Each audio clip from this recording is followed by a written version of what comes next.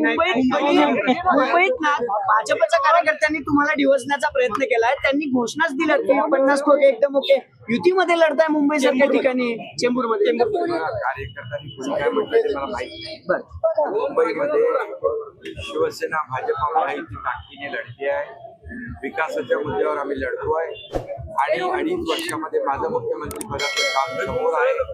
देवेंद्रजींचं वर्षभराचं काम समोर आहे. त्यामुळे मुंबईच्या विकासाच्या मुद्द्यावरच मतदान करणार आणि मुंबईचे एकाच शब्दात मी तुम्हाला सांगतो, मुंबईमध्ये महायुतीचं महापौर उद्धव ठाकरे असं म्हणतात. पुणे महापालिकेच्या निवडणुकीच्या संदर्भात आज कात्रज येथे जाहीर सभा झाली. तुम्ही पाहिलं की इथले कार्यकर्ते किती उत्साही आहेत आणि या ठिकाणी काही ठिकाणी युती झाली, काही ठिकाणी आम्ही स्वबळावर लढतोय.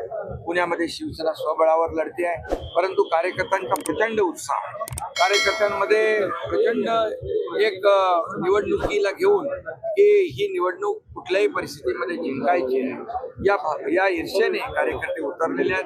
गेल्या अनेक वर्ष त्यांची सत्ता होती, लोकांनी त्यांचाही अनुभव घेतलेला आहे. शिवसेना पहिल्यांदा या ठिकाणी एक लढती आहे आणि त्यामुळे या भागातला कात्रजचा विकास असेल, पुण्याची वाहतूक असेल,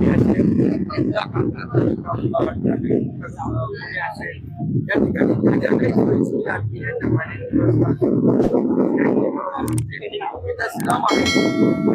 झोपडपट्टी आहे, झोपडपट्टी होणारे विकास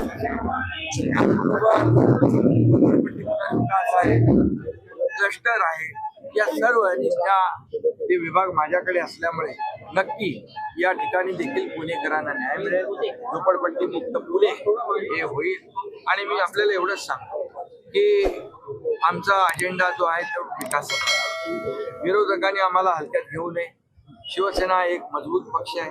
नगर परिषदेमध्ये चांदा ते काही लोक म्हणाले शिवसेना ठाण्यापुरती मर्यादा, आम्ही दाखवली शिवसेना चांदा ते बांधापर्यंत आहे.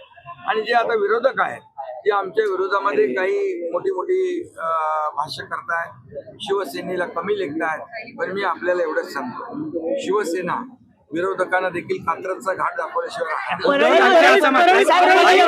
उद्धव ठाकरे असं म्हणतायत काँग्रेसचं सरकार होतं, उद्धव ठाकरे असं म्हणतायत काँग्रेसचं सरकार होतं तेव्हा गो हत्या 9 नंबरला होती. तुमचं सरकार महायुतीचं आलं तेव्हा 2 नंबरला गो हत्या आली.